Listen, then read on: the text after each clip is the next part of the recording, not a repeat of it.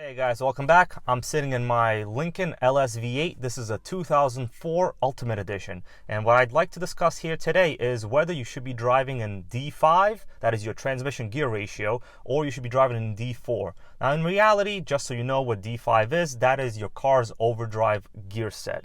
D4 is your drive gear set. Now normal cars, and yes, this is quite a normal car, but here D5 is just overdrive. Now I always drive in overdrive only because I like when the transmission shifts at a low RPM for increased fuel economy. Some people claim that driving in D4 in city conditions, let's say under 30, you will get better fuel economy. But come on guys, that doesn't make any sense.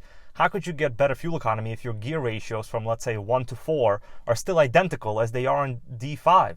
So just take it from me, drive in D5, you'll have better fuel economy. You don't have to shift mid-drive. Some people like to shift from D4 to D5 while driving.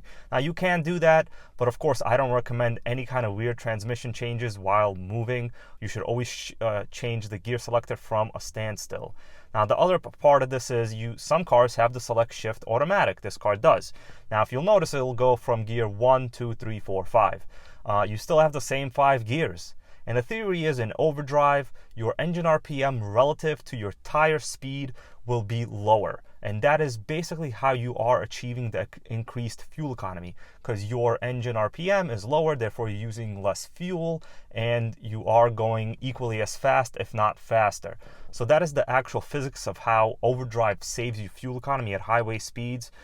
Some people say, in city conditions you should be using D4, but I really don't see how, unless you live in some kind of extremely hilly area where maybe you don't want the transmission to shift into overdrive, in which case, those are not roads for the Lincoln LS. I'll tell you right now, those are off-road type roads, and there's no way probably that roads are built with a steep grade like that this car can't even handle.